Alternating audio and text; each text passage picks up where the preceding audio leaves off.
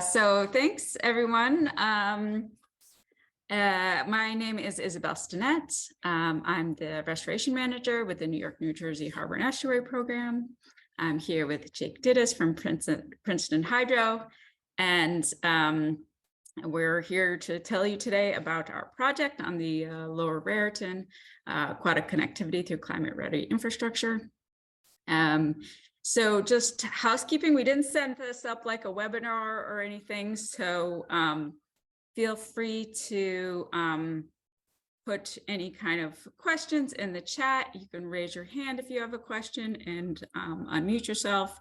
If you are not asking a question, we ask that you just stay on mute.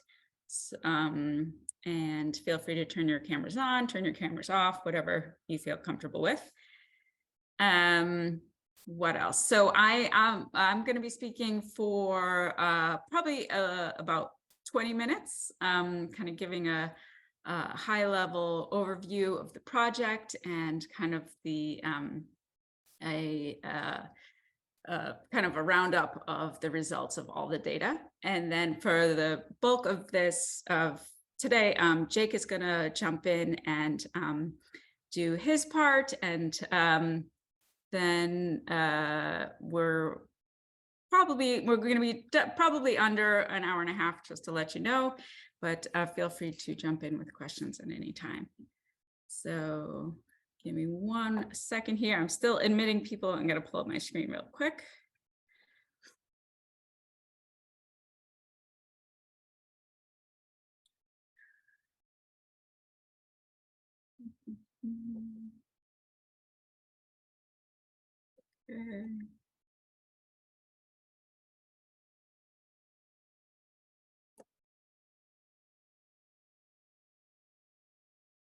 Okay, I'll go ahead and get started. My friends from the Hudson River Foundation, if any of you guys want to help me by admitting people who are in the waiting room, that would be helpful. Thank you. So I went into most of the kind of intro already. I'm going to go through my prioritization index, and then Jake is going to jump in and present the toolkit that Princeton Hydro developed that will anchor this prioritization a little bit more in the real world and help you take those next steps towards feasibility and design. And he will also present the conceptual design for one of the prioritized crossings on Earsick Brook that we will go into. So I'm not going to do much for background. I think a lot of you already know about the New York, New Jersey Harbor and Estuary program and the Hudson River Foundation. But just if you are not super familiar with us, we are a bi-state organization. This map shows you the area that we work in. We're in the lower Hudson watershed in New York, and the Raritan and Hudson in New Jersey. This project that we're speaking about today takes place down here, if you can see my pointer, on the New Jersey side of the harbor in the lower Raritan. So we are one of the nation's 28 national estuary programs created by the EPA in New York and New Jersey. And we are managed in partnership with the Hudson River Foundation. So if you hear Hudson River Foundation and HAP, we are one and the same.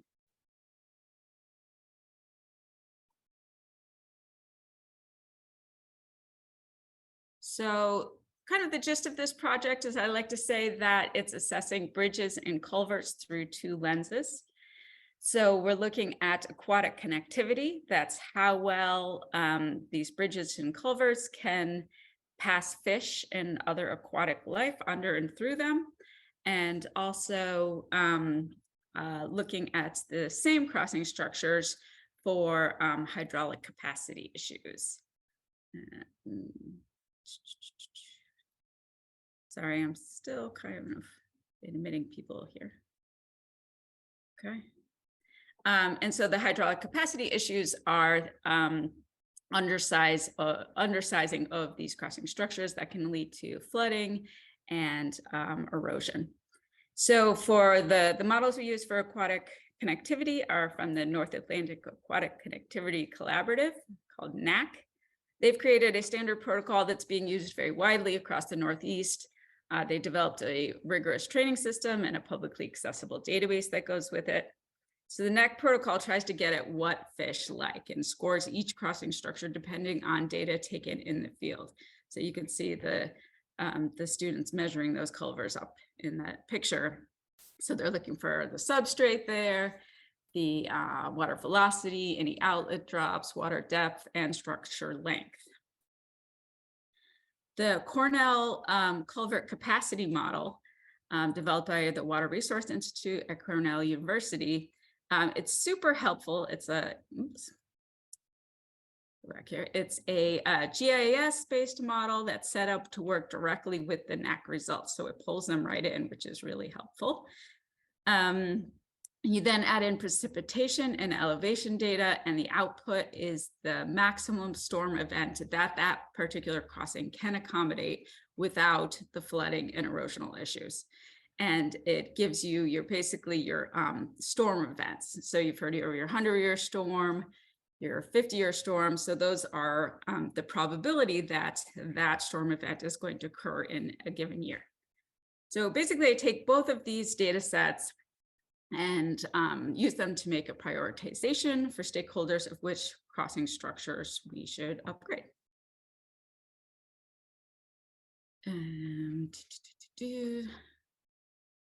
So this next slide is on the NEP Coastal Watershed Grant. So this is basically, we were awarded this in 2020. It's a coastal watershed grant from EPA, and it's administered by Restore America's Estuaries, and which allowed us to get a big chunk of this work done. So it's been really great. There's over 350 crossings that we assessed in the area that this map is, 11 different sub-watersheds, which I've kind of named arbitrarily by their largest brooks or where they're located, and you kind of see that throughout the rest of my presentation. And I also want to take this time to recognize my great project partners, in particular Rick Lathrop and the Sustainable Raritan group at Rutgers. They did all of the field work. There were two great groups of student interns that I could not have done this without, and they were very brave to go climbing through all of the culverts.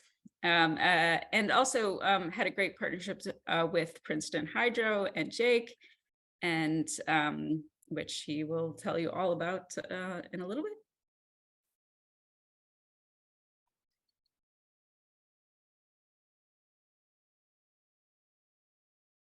This diagram represents our evaluation process. So the first thing is go out and getting the NAC field data. That's the fish passage data. That data then goes into the Cornell hydraulic model. And what you get out of that, like I said, was the maximum storm interval per crossing. So your 50-year storm event, 10-year storm event that culvert can handle.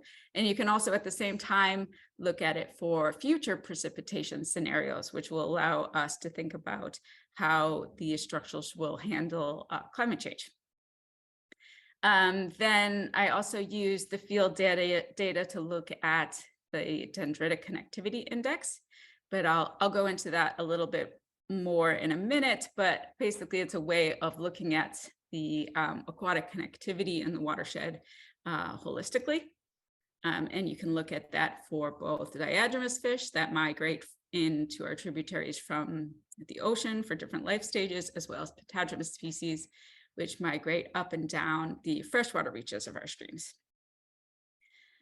And then finally, we want to look at infrastructure conditions. So, oops, it's jumping forward on its own. So it doesn't help us if any of the structures are falling apart or have any kind of safety issues.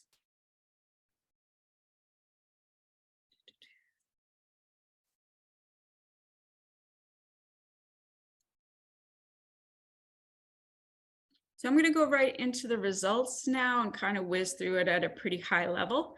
But I wanted to pause here and say that if you or your organization are interested, I'm happy to tailor this data to the area or focus that you are interested in and present to your group directly. So I'll share my contact information in the chat, and please feel free to reach out to me. I'd love to share this more with stakeholders. So I'll start with the results for the barrier severity. This is the NAC data. So this is for all of the 300 plus crossings in the watershed. And so you can see in the pie chart here, the barrier severity runs from no barrier in the dark blue all the way to severe barrier in the red. And then the gray are crossings that were inaccessible. So over the course of doing this project, I've also learned that that the most interesting crossings to me are the kind of green through orange range, because those tend to have the most opportunity for restoration, because you don't really want to mess with the blue ones. And the most severe barriers are often not super feasible. They're often like streams that run underground for a part of time. That would be very difficult to restoration projects.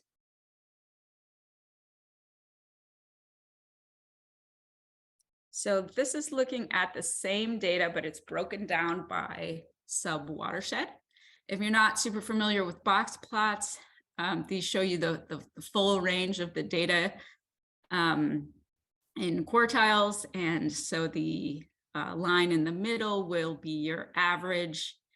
And the axis here goes down from 0, which is no fish passage, to 1, which is full fish passage.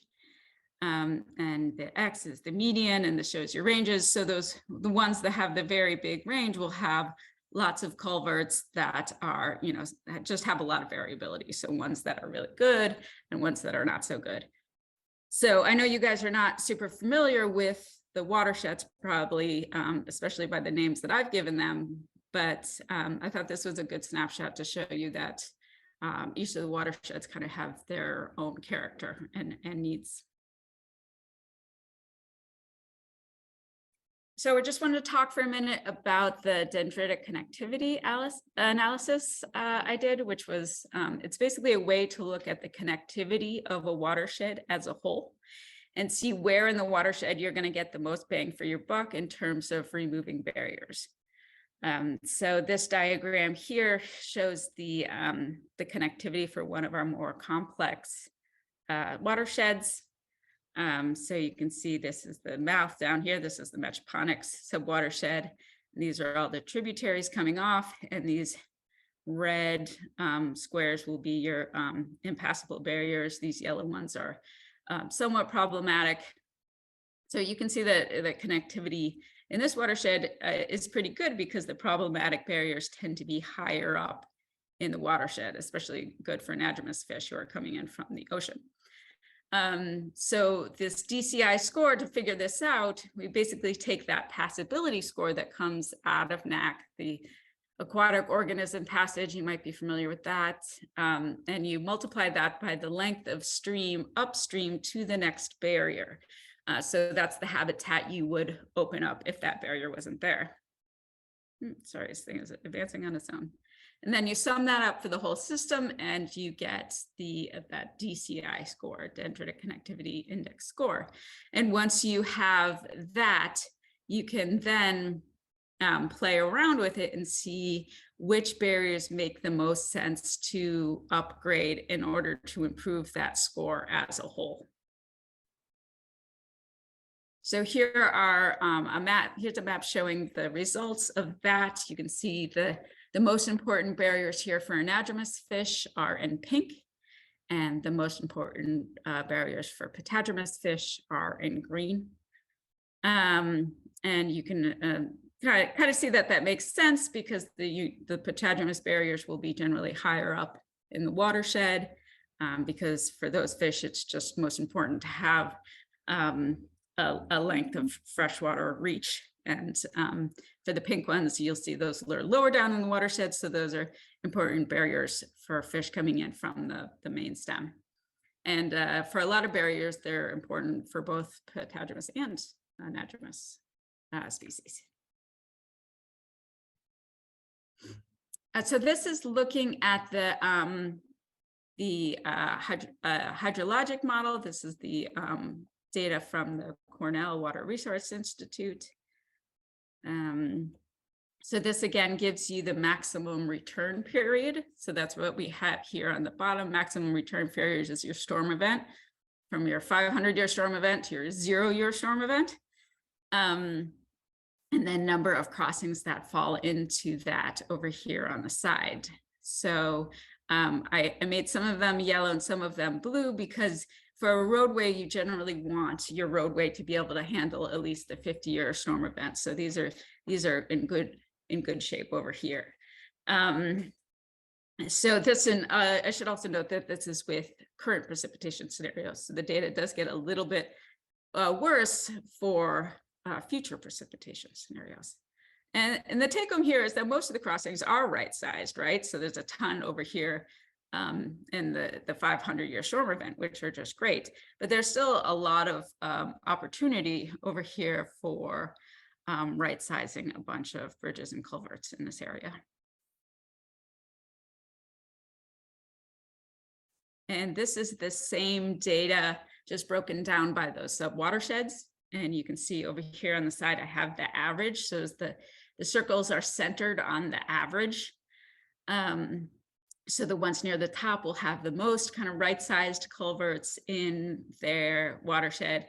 And the ones down here in the bottom will have the most undersized culverts.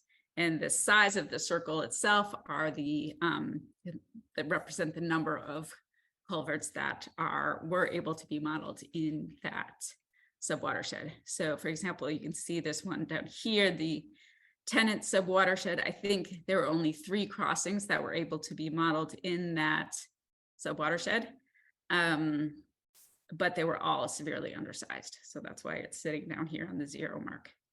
And some other ones are doing pretty good over here. Metropolitics is pretty good. Raritan Center is pretty good. So you can kind of see the difference in the watersheds.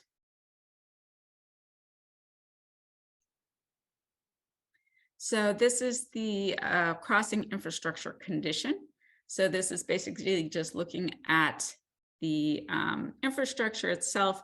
It's a very basic visual assessment of infrastructure damage. So this, the students going out there are not engineers. They're just looking for things like crumbling concrete, rusted through metal, things like that. And so just a simple assessment of, does the crossing structure look okay, or is it poor condition?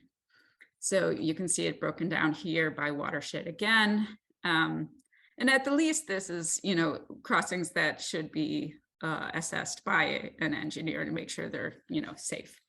So you can see where some of the watersheds have more of these kind of poor crossings than others. The campus of watershed, Earsick, Metropolitics, and interestingly, the Raritan Center, there were just a lot of crossings that we couldn't get to tell one way or the other.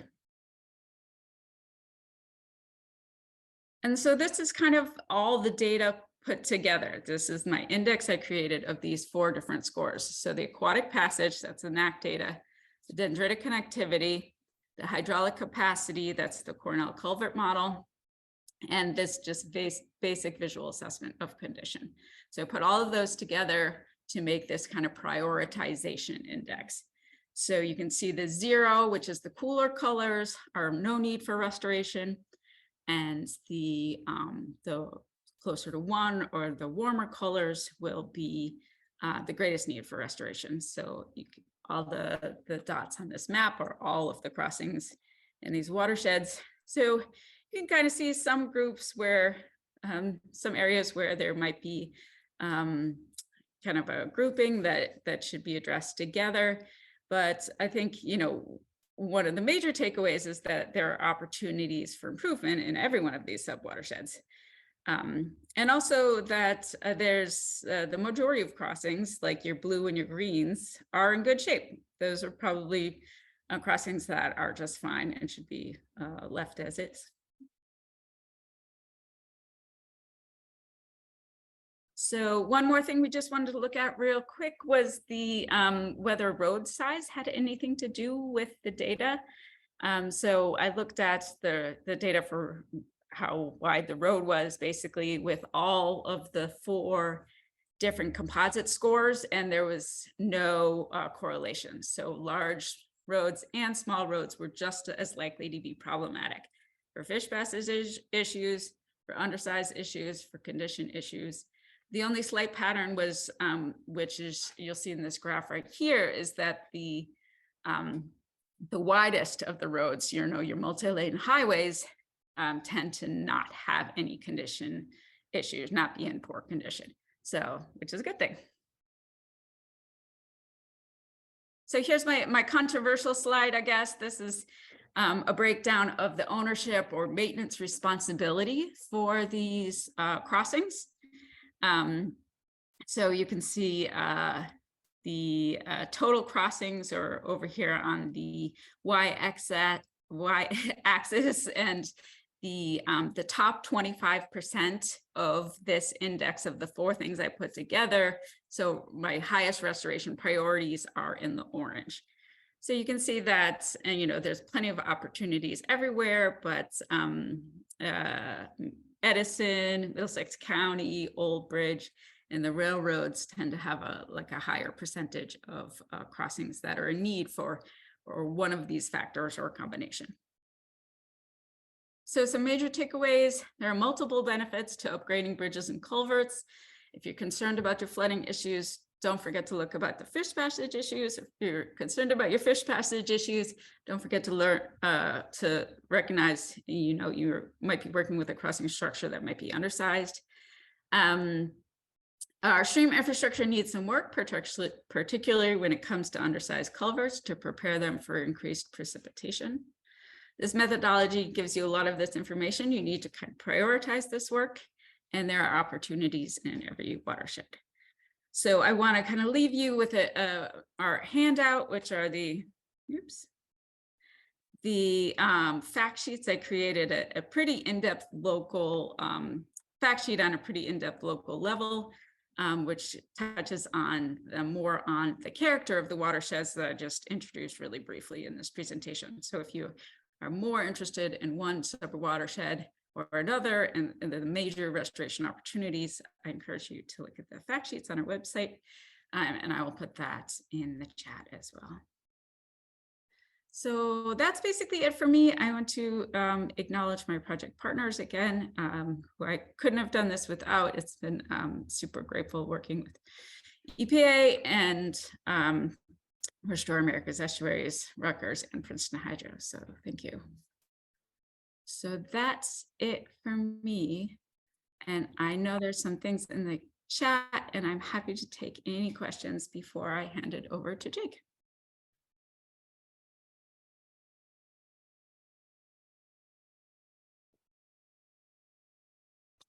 Any questions? You can raise your hand or put it in the chat.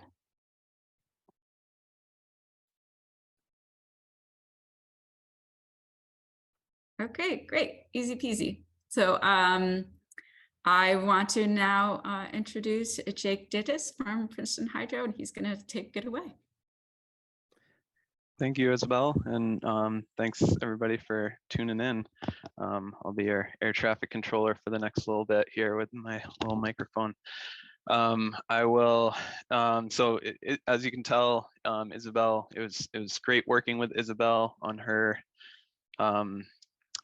Her project, as I see it, kind of works on all the all the culverts that have been looked at in the NAC protocol, and kind of highlights the few that should be prioritized. And then where we came in was on the previous year's assessment that Isabelle did.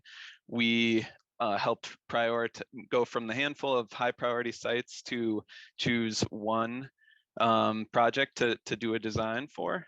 And you can see my Isabelle, you can see my slides now. All good. Awesome. So we did an example design on Arrestic Brook.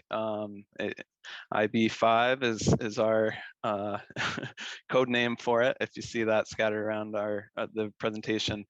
And then a second task that we were working with Isabelle on is this toolkit, which takes the few sites that Isabelle prioritized in her analysis, because she's able to analyze hundreds or thousands, however many sites interns can look at. She's able to analyze that and bring it down to a handful of sites, and then our matrix and toolkits look at those a handful of sites and really show the spotlight on try to show the spotlight on one or two that would be a really useful project in order to go after funding, go after concept design, and then ultimately construct. So there are tons of road stream crossings, and hopefully this can promote additional, be of use to some of y'all. There's plenty of work to be done, and hopefully this is useful for you guys. I should say that this toolkit is helpful with Isabelle's analysis to begin with, but it's also helpful just on its own with NAC data and a field assessment. So don't Isabelle had some awesome diagrams, but don't feel like you need to reproduce those in order to use this toolkit. So jumping in with the initial design, or concept design. So the gold standard for these aquatic organism passage designs when looking at a road stream crossing is the Forest Service stream simulation design, where the goal there is to replicate the upstream and downstream reaches through the culvert itself. And so from a fish perspective, it's a little bit darker in the culvert, but the goal is to, the substrate, the velocities are all similar to what you see. The pool feature, the bed load is all similar to what the fish would see downstream, and then it's a smooth transition upstream, and they hardly know that the culvert's there.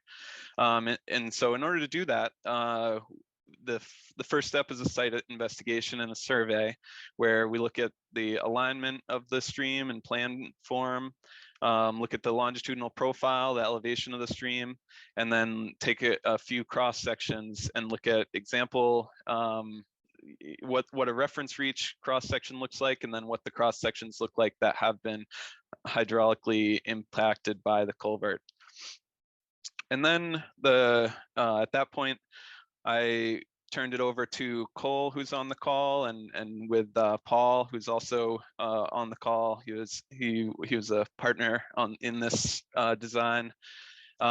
We got into the designing part, where the fun begins with utility conflicts, which are often the case in this in this type of work. Aquatic organism passage, culverts, and roads have utilities all the time, and then designing a span that would work, and then just that span, and with our stream simulation goals, are matching the aquatic organism passage part of the goal, and then the other part is the flooding and the infrastructure resiliency, and that's where the simplified H&H assessment came in. So this was just our process. I'm going to go through this a little bit in detail, starting with where our project is. It's located on the Resic Brook, which is just upstream of Dehernal Lake, which is basically the end of the free-flowing South River, which feeds into the Raritan River and ultimately New York Harbor. So zooming in a little bit, this is the location of the site that we chose, the Resic Brook number 5. This is Birch Street in Old Bridge Township in New Jersey, that crosses the Resic Brook here. Upstream of this is Middlesex County parkland, and then downstream is a combination of different private landowners. The existing conditions, as you can imagine, are this was chosen in part because of the undersized nature of the two twin culverts. The downstream face doesn't have much of a drop on the outlet face, but there is a big scour hole that I'll show, which shows the impacts of fitting a full flood flow through these 3-foot culverts. The upstream face has some woody debris blockage, but of note is the storm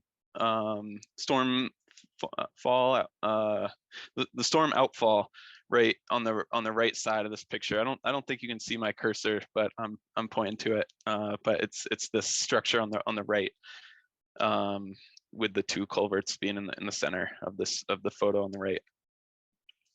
So the downstream face, I mentioned there's a big scour hole. This is what it looks. The left picture shows that. What is happening here is the during flood events, there's a fire hose effect of forcing the stream, which has a bank full width of 16 feet, into these 2 3-foot culverts, creating super high velocities and scouring out this hole. It's about 60 feet long, and then immediately downstream of that hole is this island deposit, which generally the stream has very sandy silt bed load, but this island is a little bit small gravels, coarser sand, and that is what was scoured out from this hole immediately downstream. Upstream, we see it's a pretty gentle sloped channel in general, with a fair amount of woody debris, which due to it basically being parkland upstream, which is allowed for a pretty nice forest canopy and decent, and so the large woody debris has really helped shape the channel a little bit, give a little bit of more complexity that we don't see in the downstream reach. It is overall a little bit of an incised channel, not super connected to the floodplain the floodplain, and so those are some of the features that we're keeping in mind as we're looked toward designing these using these reaches as an example through the culvert. Of note, upstream about 150 feet of the culvert was this old weir, this V-notch weir, which was some sort of gauge probably at some point. The park was more than happy to have it removed as a part of the project, as it's not useful anymore. And so the concept design involves removing the timber and the sheet pile, and then regrading the riprap that's been stabilizing this V-notch weir for a long time. So we brought into CAD our survey, a couple features that I'll point out: the thalweg of the channel, we captured that in plan form. It meanders flowing from right to left on the screen. Immediately downstream of the culvert, on the left side of the culvert, is that scour hole that we saw. And then at the upstream, all the way to the right, is that existing V-notch weir. Now, I haven't gotten to the roadway itself, but that is, we can see on the roadway, there's a bunch of lines. They might be a little hard to make out, but those are utilities, which we knew about. They're common issues or common speed bumps in these projects. Our utilities are just like us driving, use our roads to get around. The utilities are often buried alongside our roads or underneath our roads. And so anytime we have a road stream crossing, there's a good chance that there's going to be some utility there. So what we have are a water line and a sanitary sewer and a gas line running across the road. You can see the hydrant on the right side. That's a part of the water line that runs basically parallel to these guide rails. And then the sanitary and sewer and gas line run underneath the roadway. The storm sewer ties in on the river right bank on the eastern side and drains into Aroostook Brook. So it doesn't cross the stream, but it drains into the stream, and you can see that in this left picture. So we reached out to the utility companies. This is the standard process. you can't in New Jersey do a call before you dig until you're ready to dig. So we in the design phase, you're left to reach out to the utility companies, the Old Bridge Municipal Utility Association, or whatever the OBMUA stands for. The local utility was really helpful here. They provided as-built drawings for the water line and the sanitary and storm sewer line. So the water line on the left here doesn't have elevations associated with it, but it shows a 18-inch offset from the invert of the culvert. So these twin 3-foot culverts are shown in this left photo here, right in the center, and then there's 18 inches below that starts the casing for the water line that goes underneath the brook. Then on the right side, right picture here, we see there's two things. One, in the center of the picture is those same culverts, and we see right to the right of that the stormwater sewer that ends in the outfall that we saw in the photos. And then we also see the sanitary sewer that runs underneath the culvert and itself.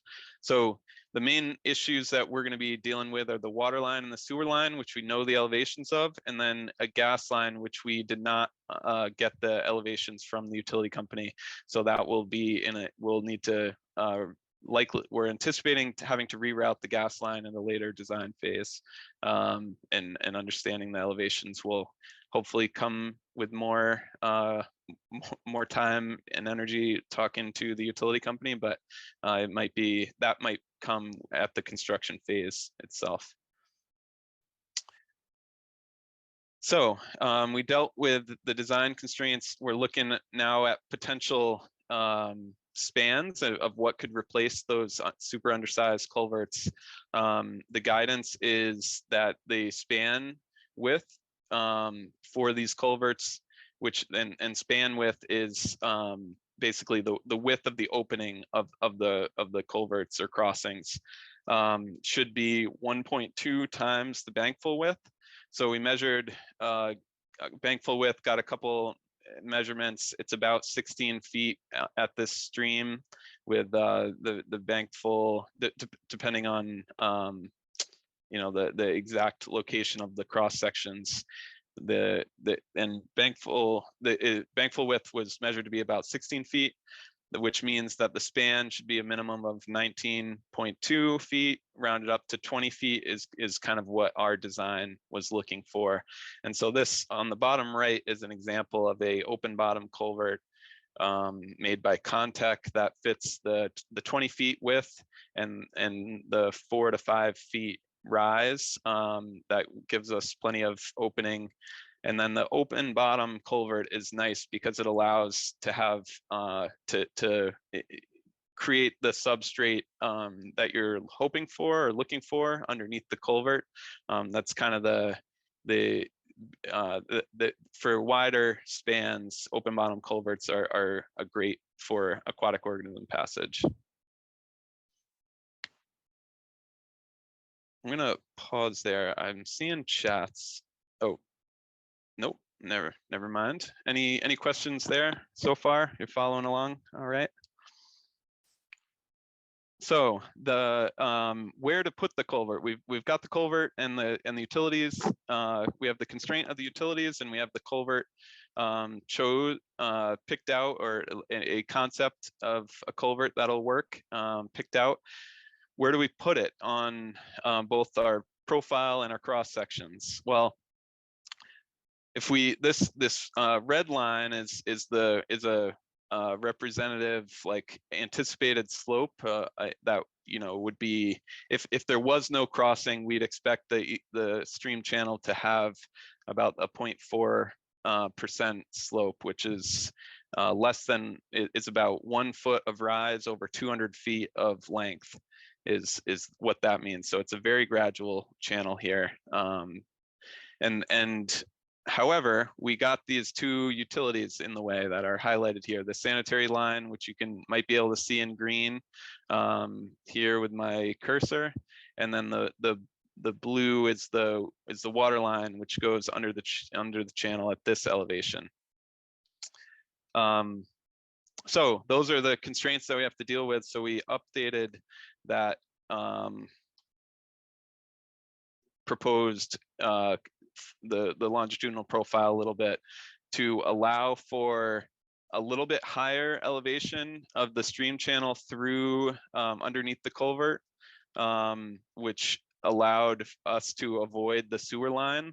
I should say the sewer line is, we approached the utility about relocating the sewer line, but since it is gravity fed, which means there's no pumping involved, it relies on the elevations to and the slope of the culvert, the slope of the pipe to move the liquids.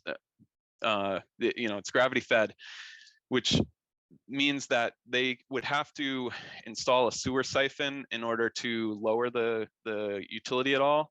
The old bridge, the utility company said that could be done as a last resort, but they really are try to avoid sewer siphons since it involves a fair amount of maintenance on their part, and they're happy to work with us on this project, and a little less happy if it comes to more work on their project or on their end. So instead, this concept involves raising the elevation of the stream to avoid that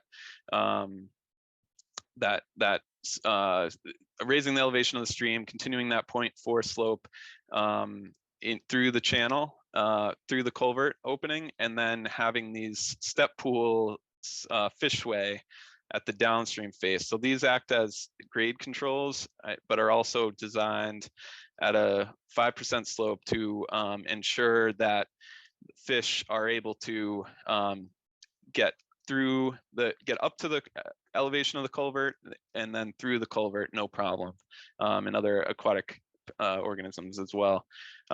We like to joke this is the kind of the ADA design, or the ADA approved fishway design for fish. They're seemingly very easy. They're able to get through this no problem, as long as it's not more than a 6-inch drop at each pool, and that the pools are significantly big enough to dissipate a lot of the energy, and they can be resting pools.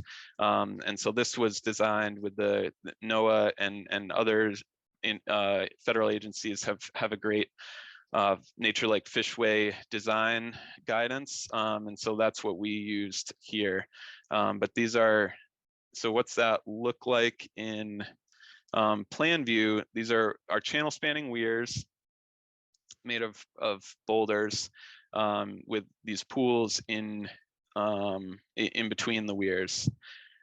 And we fill in our design includes filling in this pool to create a floodplain bench here that on the river right side, where the water, where we have a little bit of floodplain connectivity again, which creates additional habitat benefits. And then we see the culvert itself through this the new span through the culvert itself, and which is not pinching in the channel. The hydraulic capacity is dealt with, and the aquatic organism passage is also dealt with in this case. I can show you what it looks like in cross-section view. This is the reason that we're trying to avoid that. The reason we set the invert of that channel through the culvert is this, in green here, that's the sanitary sewer line. In order to protect that sewer line, we talked with the utility company, and they had gave us some details on encasing that with concrete and protecting it. And then instead of having a like the stream simulation would would want us to have a mix of sand and fine material and a little bit of cobble through the culvert. This is going to be actually grouted and held in place in order to protect the utility infrastructure underneath. The boulders, the combination of the low flow channel and then the boulders dissipating energy will allow for sufficient water depths in order to allow for fish passage. It'll be a little bit of a more built than we hope for, but or strive for, but the Forest Service has a lot less utilities and infrastructure to deal with when they're working on the stream simulation stuff than what we see in in Middlesex County, New Jersey, and other places in New Jersey. So this is what the cross section looks like.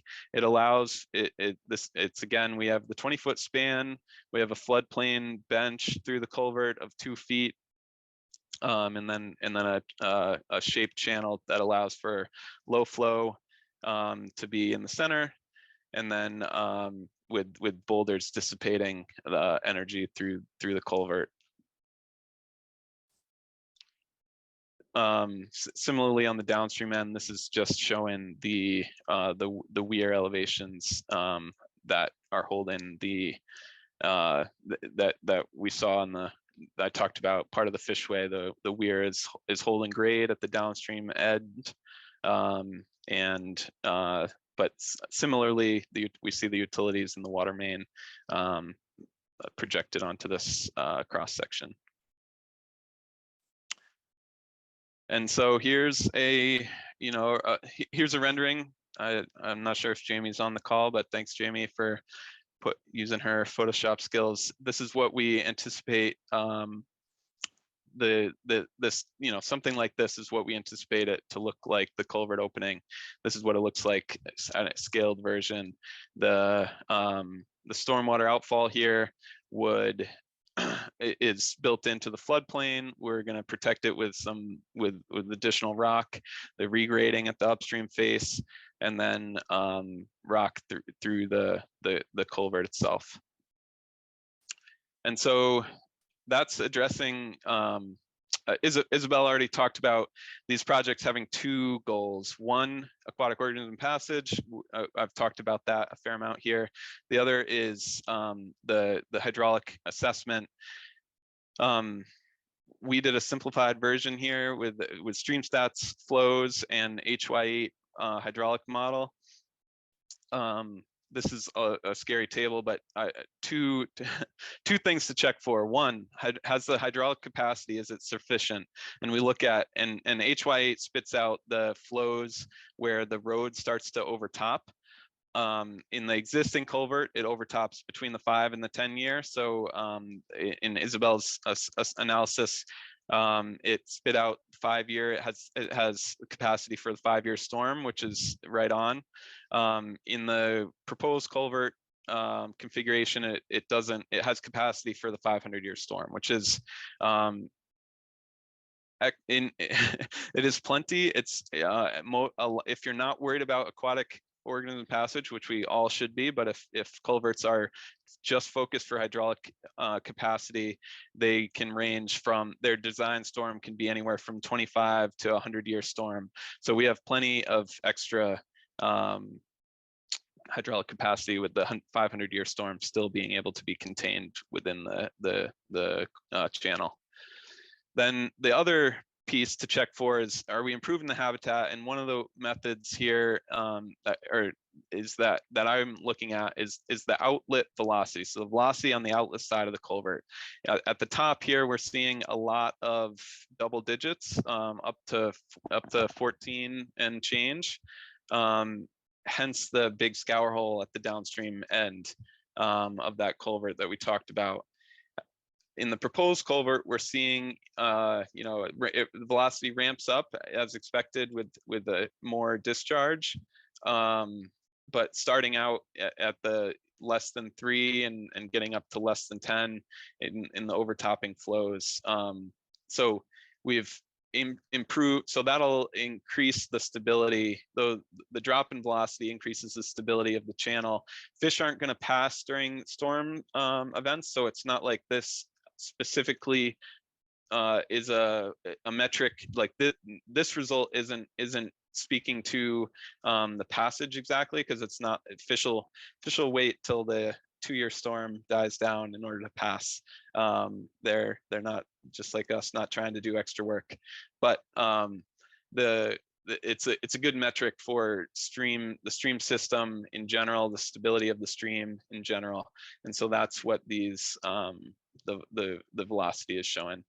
As far as headwater elevation, we can see the water level drops. This is at the upstream face of the culvert. The water level drops a fair amount, by up to 4 feet. That's because the culvert isn't, the proposed culvert isn't backwatering the flow through at the upstream face. And then the tailwater elevation is pretty much similar between the existing and proposed culvert. So what that means is that the downstream elevation is not going to change. Water surface elevation is not going to change too much. It's not like this. The culvert, the existing culvert, is backing up flows so much that it has significant flood storage design. So I'm going to stop here and answer some questions. Isabelle, are there specific questions that I should look for? Not questions so much. There's interesting discussion on in the chat on have we seen fish here, and how much does that matter? Seems like a lot of effort to do for a stream that Sure. we don't have maybe like big trout and whatnot. So yeah, interesting discussion. I don't think questions so much. Sure. Yeah, here's a good question. Are the rocks going through the culvert for structural integrity or purposely for terrestrial passage? Great question. Answer is both, but primarily the terrestrial passage. We want to aquatic. This is culverts are meant for aquatic organism passage. That's the primary goal, but terrestrial passage as well is a goal here, and that's what the benefit of the extra 0.2 times the bank full width of the stream is meant for that, so that there'll always be some passage unless it's a super high flow, but less than a 2-year flow should have some ability for terrestrial passage.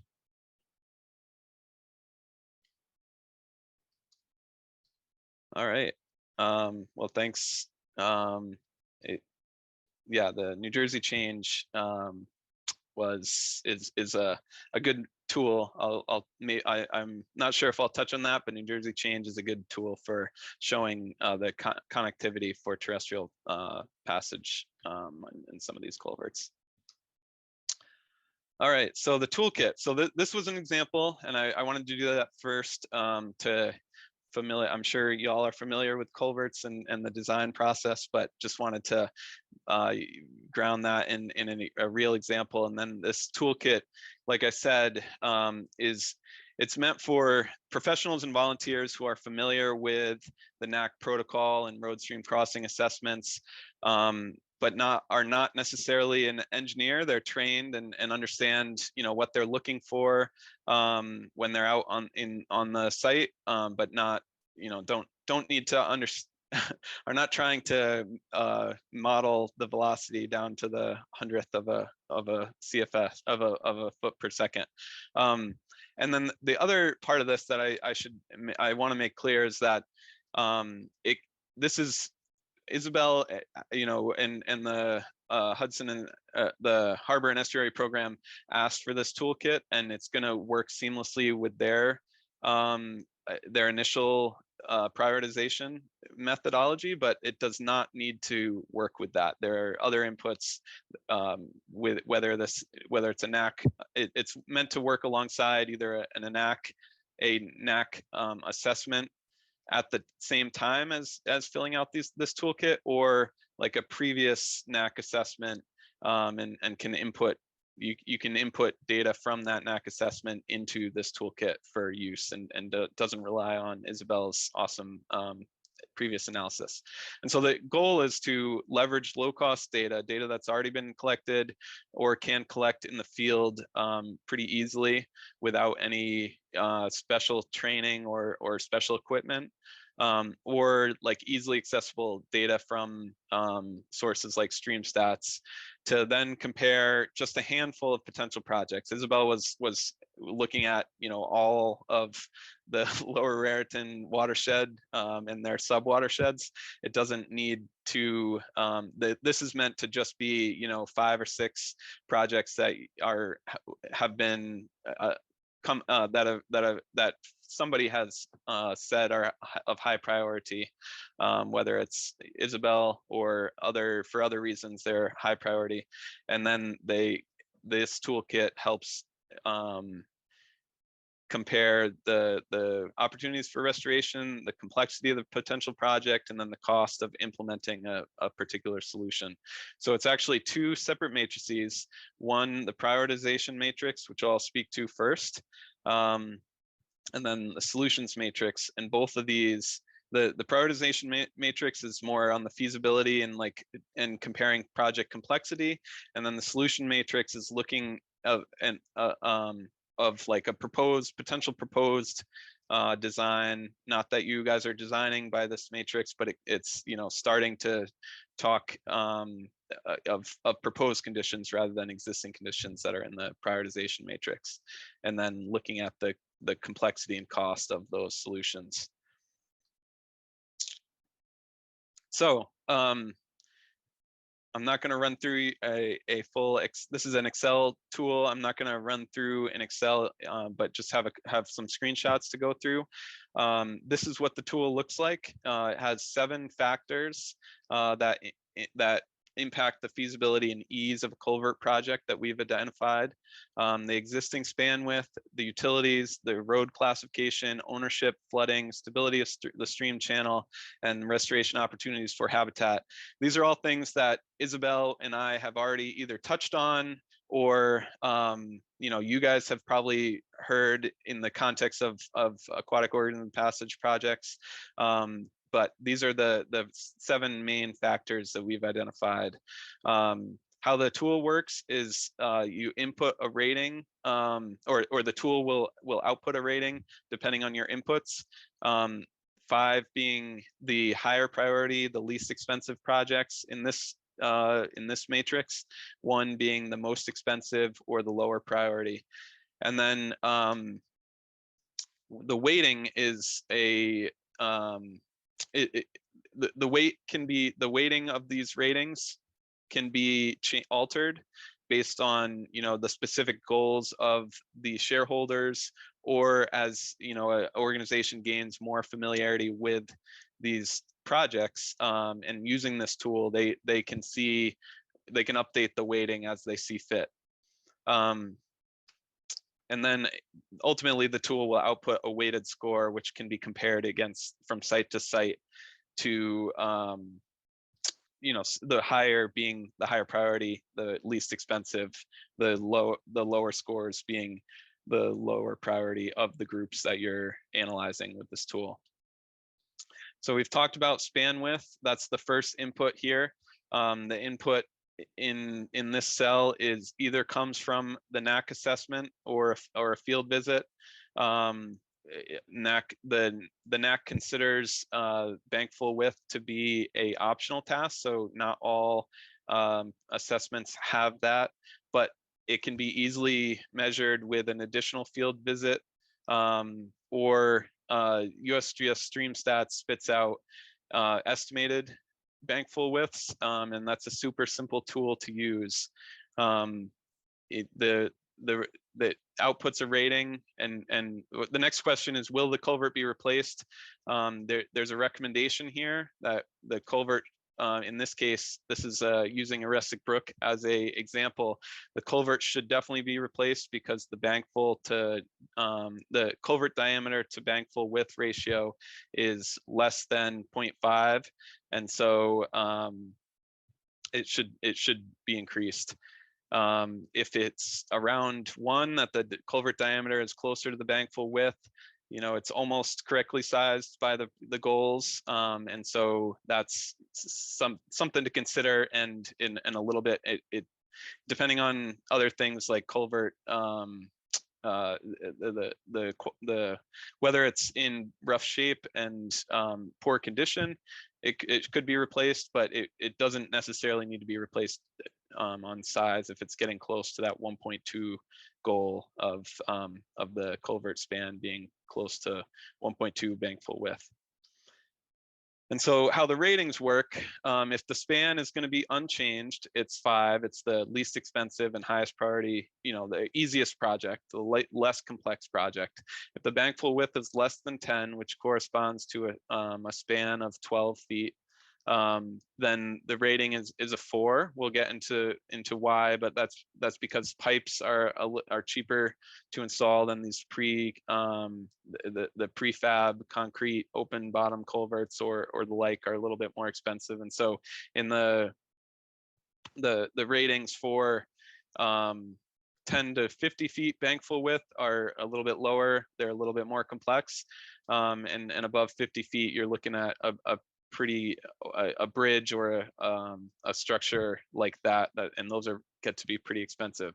Now, if you're targeting, you know, this is where the adjusting the weight comes in. If you're targeting these bigger projects, bigger streams, then you don't want to be quote unquote penalized for having a wider channel and a wider river, and so you can make the weight a little less.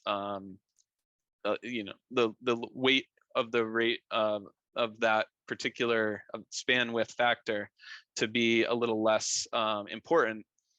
But this is in what this outputs is, and you should just be aware that the larger spans are a little bit more complicated to work on. Those projects are a little more complicated to work on. And so the reason for this rating, pipes are a little bit cheaper. Those can go up to 12 feet. And I'm not talking about your classic just round pipe with a perched culvert. I'm talking, these are sunk into the right correct elevation. The substrate is at the bottom, and it continue, you know, it's the same stream simulation goals of aquatic ordnance passage, and all the pipes can be used as long as the stream is correctly sized and the pipe is correctly positioned. Then we got closed bottom culverts, which can be used in, you know, they have their place. Open bottom culverts starting at about 16 feet are useful, very useful. And that's what we have here in the Arestic Brook example. And then we get into the range of bridges and multiple span culverts for the much larger streams. So that's so we kind of get from less complicated to more complicated as we get larger span opening. Then utilities. This is going to be based on field observations of utilities, and so you input the number of utilities in the project area. They're assumed to be in conflict unless they're overridden, and then there's discussion of whether those can be rerouted or not. And so multiple utilities mean in this particular project scored, while not uncommon, scored for a lesser priority because there were so many, you know, there additional complications to be factored in. So what to look for when you're out in the field. This is not, you know, you're not out there with the ground penetrating radar or something like that. You're looking for manholes, outfalls, inlet boxes, inlet catch basins for some sort of stormwater pipe. You know, wastewater or drinking water. You're looking for same thing, manholes, or for drinking water, cutoff valves or hydrants. gas is can be a little more tricky. Manholes will be marked, and then you're looking for connection to residences. If most of these areas are a little bit more developed and likely connected to natural gas, as opposed to rural areas that would have their own propane tanks or something. Then overhead utility poles are pretty obvious, and then underground electric or underground phone and fiber optic can be a little more tricky to deal with. But anyway, these are things to be looking for when you're out in the field. This toolkit likely requires a second visit for these particular sites, but it's a quick visit. And then as for the location and elevation of the particular utilities, utility companies may have as-built that they are willing to share, and then or the whoever owns the crossing may have as-built to that particular crossing where they can share the utilities. Number 3 factor is road classification. This is in line with that graph that Isabelle showed of smaller to larger roads. We're using this tool uses the specific classification of the road. From local is the smallest, and where our project site is down here on a local road, then we get minor collector, major collector, all the way up to interstate and freeway and expressway. Even principal arterial are pretty big roads with high speed limits, multiple lanes in either direction. And so our project involves a local road, which how does that score? Well, there's 2 ways to look at this: infrastructure benefits and the complexity of construction, and they can be weighted separately, right? Larger roads are going to be more complex to build, but they're going to have a significant infrastructure benefit. But what Isabelle already showed in her graph, though, is that a lot of the larger roads, interstates, freeways, expressways, have pretty good culverts already in terms of hydraulic capacity, at least. Not always the case in terms of aquatic organism passage. But as we get into the smaller roads, they're certainly a little bit easier to build and less complex projects, so they're rated a little higher there. And then the infrastructure benefits are a little less in terms of resiliency and looking at community resiliency as a whole. The one thing to note here is that railroads are notoriously difficult to work with. The railroad companies are notoriously difficult to work with. If it's an active rail line, they're not going to want to close down the rail line in order to build a for the week or whatever, or a couple of weeks that it takes to build a new culvert. And so they're going to keep that railroad line open and unlikely to be a super willing participant. And so they are scored.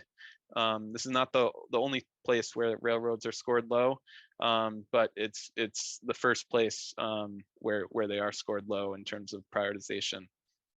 The next is ownership, which also railroads are scored pretty low. You can get this information if you don't know from the New Jersey GeoWeb or whatever state equivalent you're working in. That's the statewide GIS database. The county, many counties have their tax parcels in a GIS database as well. Old Bridge has a great GIS viewer that you can look and easily see the ownership of the surrounding areas. And so generally, public ownership is pretty easy to work with, although as long as you're speaking to the right people and get connected well, and it's a project that benefits the community, they're usually pretty willing, if not a little slow to deal with. Here private owners are a little can be good. It can be good. It can be bad. The difficulty with the private owners is that it can change their view on it can change with the blink of an eye in terms of them somebody selling different, you know, the person you were talking to and working with and that person in favor of the project can sell, or you know, the land ownership can change to somebody who you have to start from scratch on. Again, railroad is a poor rating. Flooding. So the goal of this section in terms of flooding is really to understand a couple things. One, how much does that does the current culvert attenuate flow or backup flow in floods, and that's really a factor of how undersized the culvert is compared to bank full flow. And then also how much that flooding will impact development either in the upstream floodplain, the downstream floodplain, and especially if there's environmental justice communities in the upstream or down, you know, in the upstream reach, especially that the flooding impacts. That's a huge, could be a huge benefit to, or a huge driver for grant funding or a prioritization. You know, if there was an environmental justice community in affected by a poorly designed culvert. But another thing it's important to know is, or important to keep in mind, is that in New Jersey, these projects are not governed by hydraulic capacity necessarily. They're governed by the flood hazard area, which is the area of land that is likely to experience flooding during a storm event. And what that means is that if there's a change in hydraulic condition, which like pretty much all of these projects will have a change in hydraulic condition if you're updating the span of the culvert, then an individual permit is needed for a FHA, which is common and can be done. But it's important to note that you cannot raise water surface elevations more than 0.2 feet. Your modeling cannot show this, and you have to actually do a pretty advanced, you know, you have to do a HEC-RAS model once you're going into permitting to show that water surface elevation stays the same or drops in your entire span of your project. So that's where factor number five, flooding. Factor number six, stability of stream. The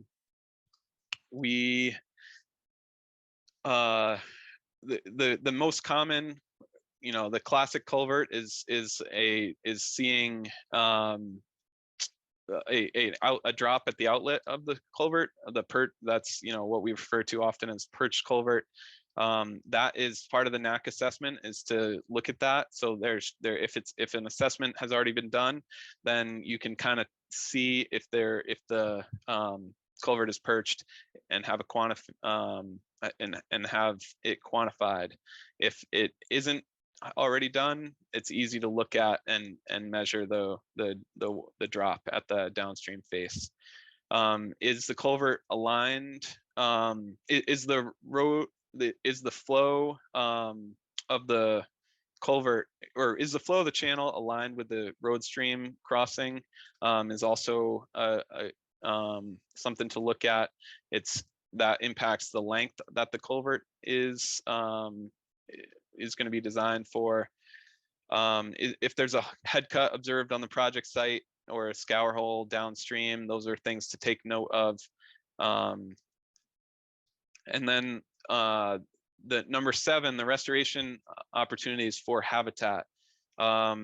This is an important and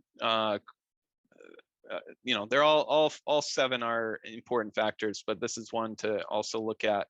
The aquatic habitat is, you know, we talked about trout streams a little bit in the chat. Has this, you know, instead of that metric, we're using a metric of whether the stream reach or crossing has been identified in any habitat improvement plan prior to this project for improved aquatic connectivity. And so that is a little bit more open-ended to yes, no, this is a trout stream or not, because the streams could become trout streams if not currently, or whatever. Another project problem though with aquatic habitat is whether there's enough flow in this channel in this particular channel to allow significant water depths through the culvert for fish passage. That's something else to consider. And so instead of trying to measure, you do some sort of analysis with a USGS stream or gauge or something nearby. What we're using as a proxy for that is watershed area. Generally, a rule of thumb is one for every square mile. There's a 1 CFS, 1 cubic feet per second of base flow, and so what that translates into is 2.5 CFS or thereabouts is a good starting point for having that channel be passable for fish in many conditions. And so less than 1, definitely take a look at that in more detail. Less than 2, you might consider looking at it, looking at the flows a little bit in stream stats or something else, some other factor. And then 5 or 20 square miles, your watershed, you're pretty much good to go in terms of whether they can support adequate flow depth through the culvert. 7.3 is related to migratory fish. Is this the most downstream barrier that allows for anadromous fish migration? And then we talked about terrestrial habitat as well. And so you can look at the change mapper for that. Has the stream been identified as in any sort of habitat improvement plan in terms of terrestrial connectivity? So that is prioritization number 1, or the prioritization matrix. We in running our Arrestic Brook example, we have this score that can be compared to others, and that's how it will be used in future situations by Isabelle and hopefully many of y'all. The next solutions matrix, I'm going to go through it a little bit quicker because it is much of the same. It talks about a lot of the same variables, but I will get through it in short order. I don't want to keep you guys long.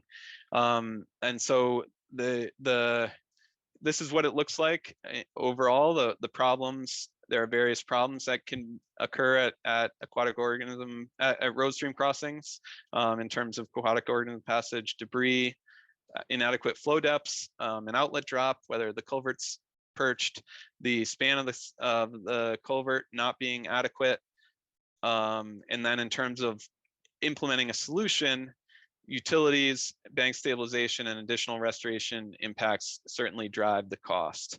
And so this is what the overview of the culvert looks like. In this case, the rating higher is more expensive and lower is least expensive. A little bit, just make sure you take note of that. And then this is where the cost will be. So we talked about, this is kind of a little bit of a flow chart here. We've talked about the factors in this area. In this second column, is there debris preventing upstream passage? If that is the only problem, then you're good to go with a maintenance plan to remove woody debris and install a beaver deceiver. And so but most of the cases, it may be blocked, it may not be blocked, but this is the important question here.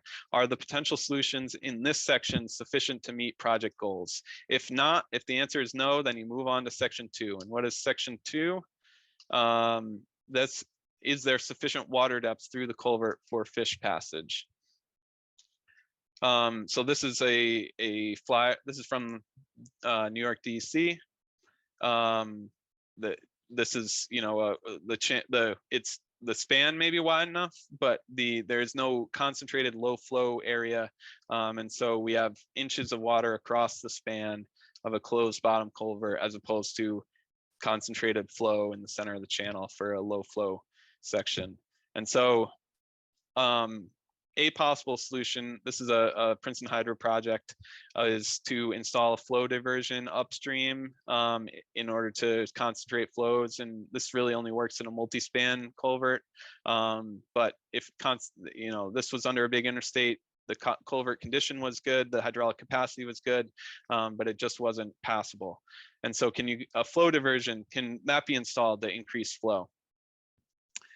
Can the bottom be roughened without negatively impacting the flood capacity of the culvert? This can be done with baffles or boulders through the culvert. This is another design, an oblique view. You can imagine flow rushing over these baffles here, and then the velocity being taken down by lowered by these baffles, increasing the water depths, and the flow kind of circulating or creating the various patterns is a pretty common approach for dissipating the energy of the velocities in these closed bottom culvert systems. And so baffles or boulders are another option. Another problem that can come up, the vertical offset, the perched part of the culvert. This is, a classic issue in aquatic organism passage. You've probably seen a photo like this 1,000 times. This one is from DC's guidance. And so what can be done there? Well, you can fill in the downstream channel with bed load material, as long as that grain size is going to hold up in the hydraulic analysis. So if the hydraulics are changing significantly, then you can look and lowering that velocity, you can look at just bringing that channel up to grade with additional bed load material. But more likely you're looking at a step pool, like what we talked about. This is the interagency design guidelines for the step pool down here. I talked about that in Arrestic Brook, the step pool fish passable transition. And then worst comes to worst, a technical fishway through the culvert. It has been done. Whether it's been done successfully depends on who you talk to, but it is a solution, especially if you're not able to change the culvert span. So a combination of those three things: from section, the debris, the water, the increasing water depths, and the outlet drop, sufficient to meet project goal. In the case of Arrestic Brook, it was not. In cases where that is sufficient, then you're not changing the span, and that can be an easier project to deal with, or less expensive project at least to deal with. Bank stabilization, another thing. It's not a huge if you're building up banks, you're going to want to stabilize them. The method can be rock stabilization, soil wraps, or live stake planting. This is not going to drive your cost one way or the other in making it an infeasible project. It's just something to consider with bank stabilization. But the span question is going to be that's kind of that's a big one. So we talked about debris, we talked about water depths, and we talked about the perched culvert. The next question is the span sufficiently wide? Is it 1.2 times bank full, or at least sufficient to pass the 25-year storm? If yes, then you can keep the culvert. If no, then the next question is, can the span be increased? And this may be a difficult question to answer in this phase, because this is a question of whether the utility conflicts are so significant that you're unable to move the culvert or increase the culvert. But I guess it could be a matter of cost.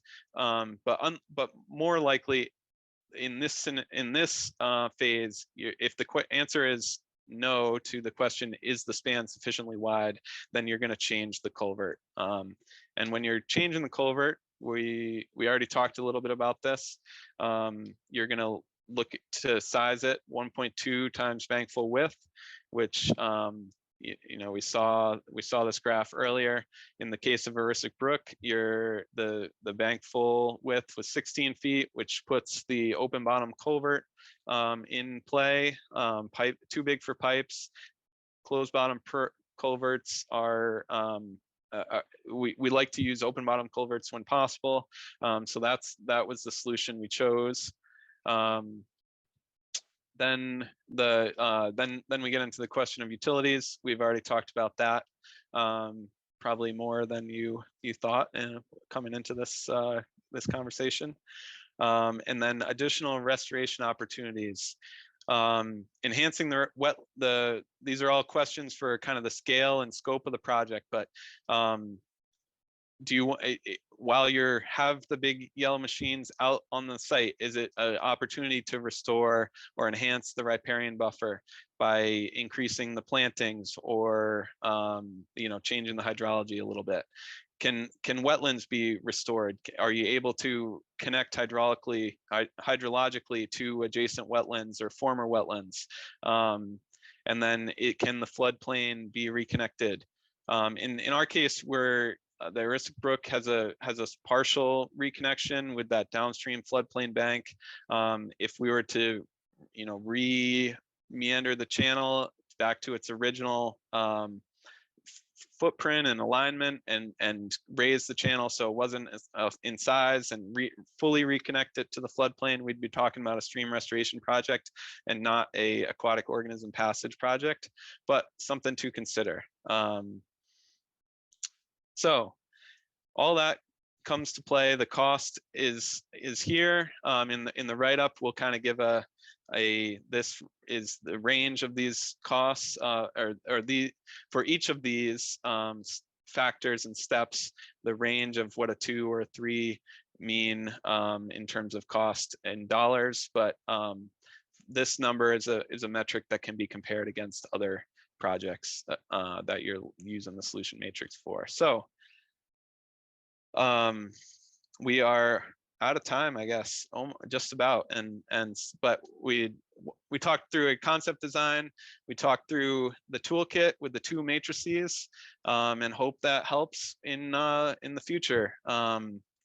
Any questions? Or I see some questions. Would love if you have other questions, feel free to contact me. Would love to talk more, or if you're interested in additional information about this toolkit. I don't know what the rollout will be. Isabelle will certainly be in charge in that, but she'll have the final copy very shortly to do as she pleases with. So I will send that back to you, Isabelle. Great. Thanks, Jake. And that was awesome. Thank you for all that information. It was really helpful. As for the toolkit, yeah, it's not currently on the website. Jake and his team are just finishing it up. So, but I expect to, I don't know about on the website, but we expect to be able to make it available to partners. And I will keep you guys all who registered for this meeting, I'll keep you all posted on the rollout of the toolkit. It should be available for everyone to use. So yeah, happy to answer any more questions, or feel free to reach out to me or Jake for more information.